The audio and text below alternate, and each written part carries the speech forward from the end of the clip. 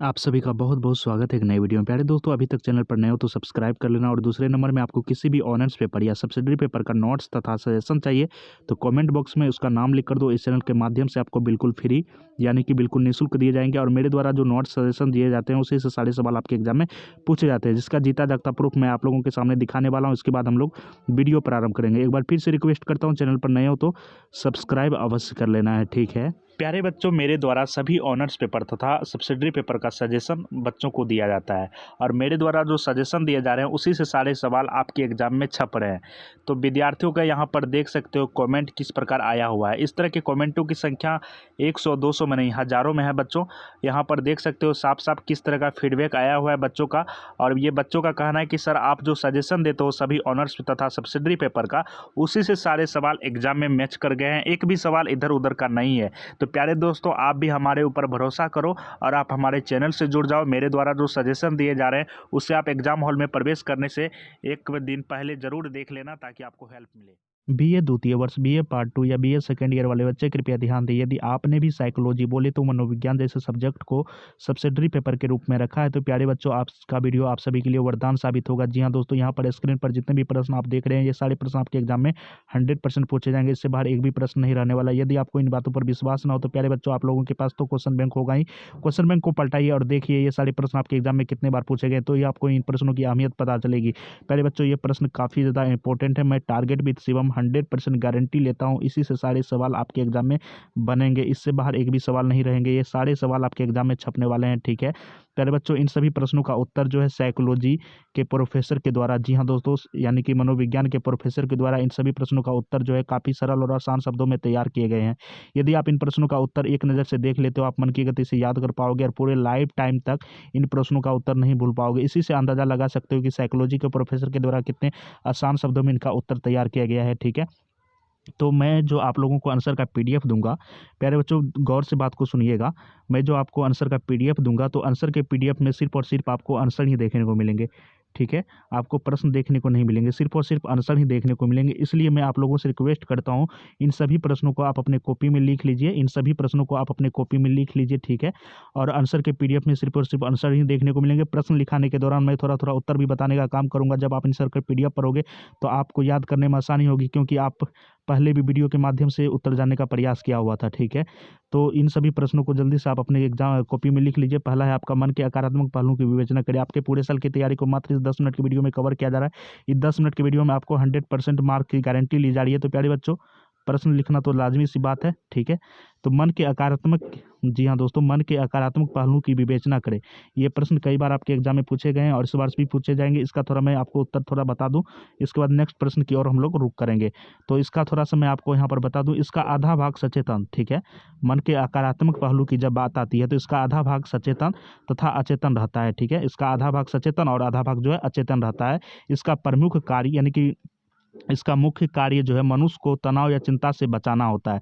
जब आप कोई डिप्रेशन में, आपके मन में किसी तरह की चिंताएं आ जाती है तो आपका सचेतन तथा अचेतन भाग यानी कि भाग जो है ये आपके चिंता तनाव को बचाने का कार्य करता है। फ्राइड की मनोवैज्ञानिक पुत्री एना फ्राइड के अनुसार ये भाग 1.5 वर्ष की आयु में उत्पन्न हो जाता है। जब आप यानी कि जब आप जन्म लेते हो, जन्म लेने के तत्पश्चात जब आपका उम्र 1.5 साल का हो जाता है तो ये जो है सचेतन तथा अचेतन जो उत्पन्न हो जाता है, जिसका प्रमाण यह है कि इस आयु के बाद बच्चा अपने अंगों को पहचानने लगता है, ठीक है। आप जब 1.5 साल का हो जाओगे तो अपने अंगों को आप पहचानने लगोगे तथा उसमें अहम भाव स्वार्थीपन उत्पन्न हो जाता है, ठीक है। आप में थोड़ा थोड़ा सेल्फिशपन आना शुरू हो जाता है। तो इसके बारे में काफ़ी विस्तार से जानेंगे। उत्तर में आप जब उत्तर पढ़ोगे तो आपको इससे भी आसान शब्द देखने को मिलेंगे और आपको याद करने में आसानी होगी। क्वेश्चन नंबर दूसरा देखिए, असमान और समान में मात्रा में अंतर आपको स्पष्ट करना है, ना कि प्रकार की विवेचना करना है, ठीक है। यह प्रश्न भी कई बार पूछे जा चुके हैं आपके एग्जाम में। असमान और सामान्य में मात्रा का अंतर है, ना कि प्रकार का। आपको यहाँ पर विवेचना करना है। तो जल्दी से इन प्रश्नों को अपनी कॉपी में लिखिए आप सभी, ठीक है, ओके। इसके बाद प्यारे दोस्तों नेक्स्ट प्रश्न आप सभी देख सकते हैं, स्वप्न के इच्छापूर्ति सिद्धांत की व्याख्या करें। स्वप्न के इच्छापूर्ति, जब आप कोई सपना सपनाते हो तो इसकी उसका जो है इच्छापूर्ति से क्या संबंध है, इसके बारे में आपको यहाँ पर एक्सप्लेन करना होता है। ये प्रश्न भी कई बार आपके एग्जाम में पूछे जा चुके हैं, इस वर्ष भी पूछे जाएंगे। उम्मीद करता हूँ आप लोगों इन प्रश्नों को कॉपी में लिखते चलेंगे, ठीक है। कुल मिलाकर बात करें इच्छा पूर्ति स्वप्न, जिन स्वप्न में मनुष्यों को किसी न किसी इच्छा की पूर्ति होती है, ठीक है, वो स्वप्न इच्छापूर्ति से संबंधित स्वप्न कहे जाते हैं। कुछ मनोवैज्ञानिक का इस संबंध में ये विचार है कि प्रत्येक स्वप्न में मनुष्य की किसी न किसी इच्छा की पूर्ति होती है, ठीक है। तो मान के चलो आप कोई इच्छा पाकर मतलब मन में इच्छा लेकर सोते हो, ठीक है। आप मान के चलो सोते समय आपके मन में कुछ इच्छाएं चल रही हैं, और आप ये बात अभी ट्राई कर लेना, जब आज रात में आप सोने जाओगे तो सोने से 10 मिनट पहले आप अपने मन में कुछ इच्छा रखो, ठीक है। कुछ कल्पना करो कि मैं प्रधानमंत्री होता तो क्या होता। तो जब आप गहरी नींद में जाओगे तो इसी से रिलेटेड आपके आपके मन में सपने आएंगे और आप इसका प्रमाण देख पाओगे। तो प्यारे दोस्तों, ये एक्सपेरिमेंट आज आप कर कर देखना, 100% इसका प्रमाण आपको देखने को मिलेगा। आप मन में जो सोचोगे, जो आप इच्छा रखोगे, उसका सपना आपको देखने को मिलेंगे। तो इसके बारे में भी काफ़ी विस्तार से जानने का काम करेंगे। फिलहाल क्वेश्चन नंबर 4 लिखिए, मनोस्नायु विकृति तथा मनोविकृति में अंतर की विवेचना करें। मनोस्नायु विकृति तथा मनोविकृति में क्या अंतर है, इसके बारे में आपको यहाँ पर स्पष्ट करना है। ये प्रश्न भी कई बार आपके एग्जाम में पूछे गए हैं, इस वर्ष भी पूछे जाएंगे। मैं टारगेट विद शिवम 100% गारंटी ले रहा हूँ, सारे सवाल आएंगे आपके एग्जाम में। तो प्यारे बच्चों, यहाँ पर बात कर ले मनोस्नायु विकृति तथा मनोविकृति में क्या अंतर है। तो मनोस्नायु विकृति एक साधारण मानसिक रोग है, ठीक है। एक सिंपल सा मानसिक रोग है। इसमें रोगी के व्यवहार में कई खास अंतर नहीं होता, परंतु मनोविकृति एक जटिल तथा असाध्य मानसिक रोग है, ठीक है। यहाँ पर कुल मिलाकर बात करें तो ये मनोस्नायु विकृति जो है एक सिंपल सा मानसिक रोगी, यानी कि कोई मानसिक रोगी है तो वो थोड़ा थोड़ा अपना जो है बिहेवियर थोड़ा थोड़ा मतलब चेंजेस करेगा। बट जो जिससे मनोविकृति हो जाती है वो पागल के जैसे करने लगता है, उछलने कूदने लगता है। आप देख पा रहे होगे स्टेशन के आसपास, जब रेलवे स्टेशन जाते हो तो आपके स्टेशन के आसपास आपको जो है मनोविकृति से ग्रसित जरूर मिलेंगे कोई ना कोई व्यक्ति, ठीक है। परंतु मनोस्नायु विकृति के लोग जो है वो आपके गांव समाज में देखने को मिलेंगे, जिसे आप साइको भी बोल सकते हो आम भाषा में, ठीक है। तो इसके बारे में काफ़ी विस्तार से जानेंगे। फिलहाल आप क्वेश्चन की लिखने के ऊपर फोकस करो। और प्यारे बच्चों, आप लोगों को पता होना चाहिए, जब ग्रेजुएशन में आपने आर्ट्स रखा तो आपको एग्जाम के समय काफ़ी कम समय दिया जाता है, लिमिट मात्रा में आपको टाइम दी जाती है और आपको लिखने होते हैं काफ़ी पेजेस। आप जितना ज़्यादा लिखोगे उतने अच्छे मार्क्स मिलेंगे। तो इसलिए अभी से आप लिखने का प्रैक्टिस करो, ज़्यादा से ज़्यादा लिखने का काम करो, ताकि आपको अच्छा मार्क्स एग्जामिनर के द्वारा दिया जाए। तो अभी से आप स्पीडली लिखने का कार्य करो, ठीक है। क्वेश्चन नंबर 5 था आपका, यहाँ पर देख पा रहे हो, उत्साह विषाद मनोविकृति के कारण एवं लक्षणों का व्याख्या करें। उत्साह विषाद भी एक मानसिक रोगी ही है, ठीक है। उत्साह विषाद मनोविकृति के कारण, उत्साह विषाद मनोविकृति के कौन कौन से कारण हैं, उनके लक्षण क्या हैं। आपके आसपास किसी व्यक्ति को उत्साह विषाद मनोविकृति नामक बीमारी हो जाती है, तो इसके कारण क्या हो सकते हैं और इसके लक्षण को आप कैसे पहचानोगे, इसके बारे में जानना आपको अति आवश्यक है। क्योंकि आप भी मतलब आसपास कहीं जाते हो तो आप उससे पहचान पाओगे आसानी ढंग से, ठीक है। तो प्यारे दोस्तों, थोड़ा हम विषय से हटकर बात करते हैं। समान लक्षण और मनोविकृति के लक्षण। मतिभ्रम, यानी कि सुनने, देखने, चखने, सूंघने, महसूस करने वाली चीज़ें जो वास्तविक नहीं है। भ्रम, विश्वास या विचार जो सत्य नहीं, यानी कि विश्वास करना वो एक ऐतिहासिक व्यक्ति है। असमान विचार या विचार, असमान शरीर की हलचल, यानी कि भीड़ में, जैसे मान के चलो कि क्लास में कोई हम लोग बैठे हुए हैं, क्लास में टोटल 50 स्टूडेंट हैं, ठीक है। क्लास में टोटल 50 स्टूडेंट हैं, इसमें से 50 स्टूडेंट में कुछ एक स्टूडेंट ऐसे भी हैं जो कि सबसे, यानी कि ये टोटल से अलग मतलब बिहेवियर कर रहे हैं। तो कहीं ना कहीं वो मनोविकृति के शिकार हो चुके हैं। इसको कहीं ना कहीं मतलब जल्द से जल्द उनको इलाज की ज़रूरत है। तो प्यारे दोस्तों, इसके बारे में भी जानना आप लोगों को अति आवश्यक है और हम इसके बारे में काफ़ी डिटेल से बताएंगे। डिटेल से जानने के बाद कहीं ना कहीं आप भी साइकोलॉजिस्ट हो जाओगे, ठीक है, मनोवैज्ञानिक विशेषज्ञ हो जाओगे, क्योंकि उत्तर में जो है एक एक बात का यहाँ पर एक्सप्लेनेशन दिया गया है, ठीक है, ताकि आपको काफ़ी ज़्यादा नॉलेज हो इसके बारे में। इसके बाद मानसिक दुर्बलता के औपचारिक प्रकारों की विवेचना करें। मानसिक दुर्बलता के औपचारिक प्रकार कौन कौन से हैं, इसके बारे में आपको जानना होता है। मानसिक दुर्बलता यानी मानसिक रूप से कमजोर, मानसिक रूप से दुर्बल के औपचारिक प्रकार की आपको यहाँ पर विवेचना करना है। तो काफ़ी इंपॉर्टेंट सा प्रश्न है ये, उम्मीद करता हूँ लिख। सबसे पहले प्यारे बच्चों, आपको ये जानना चाहिए मानसिक दुर्बलता है क्या। तो जब एक व्यक्ति ठीक से सोच नहीं पाता, अभी के समय में मानसिक दुर्बलता से ग्रसित कई आपको 90% इंसान मिल जाएंगे, ठीक है, जो कि अच्छे से सोच नहीं पाता, उसका अपनी भावनाओं और व्यवहार पर काबू नहीं रहता। आप ये पढ़ना चाहते हो परंतु पढ़ नहीं पाते हो, तो कहीं ना कहीं आप आपकी जो मानसिक स्थिति है वो दुर्बल हो चुकी है। तो ऐसी हालत को मानसिक रोग कहते हैं, ठीक है। मानसिक रोग आसानी से दूसरों को समझ नहीं पाता, ठीक है, और उसे रोज़मर्रा के काम ठीक से करने में मुश्किल आती है। डेली का रूटीन आप अच्छे ढंग से नहीं कर पाओगे, इसलिए कहीं ना कहीं आपको मेडिटेशन का सहारा लेना चाहिए, यानी कि आपको ध्यान करनी चाहिए, ठीक है। किसी एक बिंदु पर आपको ध्यान करनी चाहिए, त्राटक करनी चाहिए। त्राटक का मतलब ये होता है कि एक बिंदु अपने किसी दीवार पे लगा दो और उस पर जो है आप ध्यान करो, तो कहीं ना कहीं आपका मानसिक यानी कि मन जो है वो दुर्बल जो है वो कहीं ना कहीं स्ट्रॉन्ग होगा, ठीक है। तो आप लोग को ध्यान सभी को करनी चाहिए, मेडिटेशन सभी को करनी चाहिए, क्योंकि अभी के समय में अभी का जो परिवेश है वो बदल बदल चुका है और ध्यान की अति आवश्यक है सभी को। मेडिटेशन जितना करोगे आप उतना आपका जो है मन जो है मजबूत होगा, ठीक है।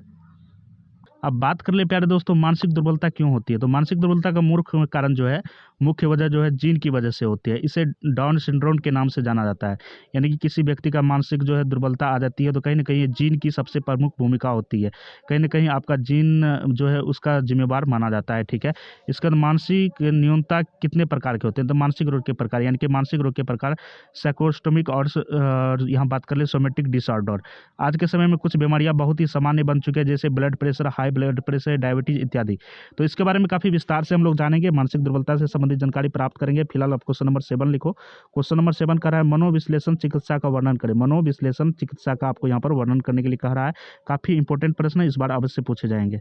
प्यारे दोस्तों, जैसा कि आप सभी को याद होना चाहिए, हम लोग 1 लाख सब्सक्राइबर के करीब पहुंच चुके हैं। 1 लाख सब्सक्राइबर के करीब पहुंच चुके हैं और जैसे ही 1 लाख सब्सक्राइबर पार हो जाता है, यहाँ पर आपको सभी ऑनर्स तथा सब्सिडरी पेपर के अलग अलग प्रोफेसर को द्वारा डिजिटल बोर्ड पर बिल्कुल निःशुल्क शिक्षा दी जाएगी। सारे के सारे कंटेंट आपको बिल्कुल फ्री दिए जाएंगे। तो प्यारे दोस्तों, आप लोगों के लिए इतना मेहनत किया जा रहा है, तो मैं आप लोगों से रिक्वेस्ट करता हूँ, सभी के घर में 5 से 6 एंड्रॉइड फ़ोन अवश्य होंगे। सभी फ़ोन से आपको चैनल को सब्सक्राइब कर देना है ताकि आपको और भी कंटेंट देखने को मिले, ठीक है, और भी बेहतरीन कंटेंट देखने को मिलेगा। और हम आप लोगों के लिए इतना ज़्यादा मेहनत कर रहे हैं तो यार एक सब्सक्राइब तो बनता है यार। प्लीज़ सभी फ़ोन से आपको चैनल को सब्सक्राइब कर देना है। अब बात करते हैं यहाँ पर मनोविश्लेषण यानी कि साइको एनालिसिस ऑस्ट्रिया के मनोवैज्ञानिक सिगमंड फ्रायड द्वारा विकसित कुछ मनोवैज्ञानिक विचार उपायों का समूह है, जिसमें कुछ अन्य मनोवैज्ञानिक ने भी आगे योगदान किया है। मनोविश्लेषण मुख्यतः मानव के मानसिक क्रियाओं एवं व्यवहार के अध्ययन से संबंधित है, किंतु इसे समाज के ऊपर भी लागू किया जा सकता है। तो इसके बारे में भी जानेंगे हम लोग। नेक्स्ट प्रश्न की ओर रुख करते हैं। किन्हीं 3 मानसिक मनोरचनाओं की व्याख्या करें। किन्हीं 3 मानसिक मनोरचनाओं की व्याख्या करना है आपको। मान के चलो प्यारे बच्चों, यदि आपके मन में कोई विचार चल रहे हैं, ठीक है, मान के चले कि आपके मन में विचार चल रहे हैं कि मुझे जो है यूपीएससी कंप्लीट करना है। यदि ये विचार आपका प्रबल हो जाता है, यदि आपके मन में कोई विचार चल रहे हैं, मान के चलो एक विचार हम लेते हैं यहाँ पर, आपके मन में विचार चल रहा है कि यार मुझे तो यूपीएससी क्रैक करना है। यदि ये विचार आपका प्रबल हो जाता है, जिसका आंतरिक प्रवृत्ति से अधिक समन्वय स्थापित हो जाता है, वही विचार जीवित रहता है। ये विचार उसी के अनुरूप अनेक विचारों को जन्म देता है, ठीक है। तो प्यारे दोस्तों, इसके बारे में भी काफ़ी विस्तार तरीके से हम लोग जानेंगे। नेक्स्ट प्रश्न की ओर रुख करते हैं। ईद के स्वरूप एवं कार्यों की विवेचना करें। ये प्रश्न भी कई बार आपके एग्जाम में पूछे जा चुके हैं। उन्माद के कारणों की व्याख्या करें। उन्माद के मुख्य कारण क्या है, इसके बारे में आपको बताना है। तो जल्दी से इन प्रश्नों को लिखिए आप, ठीक। उन्माद बोले तो इंग्लिश में आप मेनिया, एक प्रकार का मानसिक रोग है जिसको मनस्ताप के अंतर्गत वर्गीकृत किया जाता है। इसमें व्यक्ति की भावनाओं तथा संवेग में कुछ समय के लिए असामान्य परिवर्तन आ जाते हैं, जिनका प्रभाव उसके व्यवहार, सोच, निद्रा तथा सामाजिक मेलजोल पर पड़ने लगता है। इसके बारे में फिर से मैं रिपीट कर दूं। उन्माद बोले तो मेनिया एक प्रकार का मानसिक रोग है जिसको मनस्ताप के अंतर्गत वर्गीकृत किया जाता है। इसमें व्यक्ति की भावनाओं तथा संवेग में कुछ समय के लिए असामान्य परिवर्तन आ जाते हैं, जिनका प्रभाव उसके व्यवहार में पड़ जाते हैं। उसका सोचने का तरीका जो है कुछ अलग हो जाता है। नींद आने की जो समस्याएं हैं वो प्रकट होने लगती है। सामाजिक मेलजोल यानी कि सामाजिक दूरी बढ़ाने लगते हैं। तो ये कहीं ना कहीं उन्माद के बारे में हम लोग काफ़ी विस्तार से जानेंगे। फिलहाल आप इन प्रश्नों को अपने कॉपी में लिखिए। प्यारे दोस्तों, एक बार फिर से मैं रिपीट कर दूं, हम लोग 1 लाख सब्सक्राइबर के करीब पहुंच चुके हैं, ठीक है। बस आप लोगों से मैं सपोर्ट चाहता हूं। प्यारे दोस्तों, आपको चैनल को ज़्यादा से ज़्यादा सब्सक्राइब करना है। एक व्यूवर से हम 10 सब्सक्राइबर की उम्मीद करते हैं, ठीक है। तो ये जो भी देख रहे हैं आप कम से कम 10 सब्सक्राइब अवश्य करवा लेना, ठीक है, क्योंकि आपको इतने सारे कंटेंट बिल्कुल फ्री दिए जा रहे हैं, तो इतना तो कर ही सकते हो यार, प्लीज़ इतना कर देना। अब बात करते हैं इन सभी प्रश्नों का उत्तर आप कैसे प्राप्त करोगे। तो डिस्क्रिप्शन में टेलीग्राम का लिंक है, सभी को जो है टेलीग्राम ज्वाइन कर लेना है, ठीक है। आपको कल परसों तक में इन सभी प्रश्नों का उत्तर देखने को मिल जाएगा PDF के फॉर्मेट में, जिसे आप डाउनलोड करने में आपको लगेंगे 1 मिनट। 1 मिनट में डाउनलोड करके आप अपनी पढ़ाई में 4 चांद लगा सकते हो। इससे बाहर कुछ भी नहीं है, बस आप इन प्रश्नों को लिख लेना। यदि नहीं लिखा तो स्क्रीनशॉट भी ले सकते हो इन प्रश्नों का, ठीक है। और आप उत्तर जो है टेलीग्राम के माध्यम से प्राप्त कर सकते हैं। टेलीग्राम का लिंक मैंने डिस्क्रिप्शन में दे रखा है। तो मिलते हैं नेक्स्ट वीडियो में। थैंक्स फॉर वॉचिंग और बाय बाय, टेक केयर, जय हिंद दोस्तों।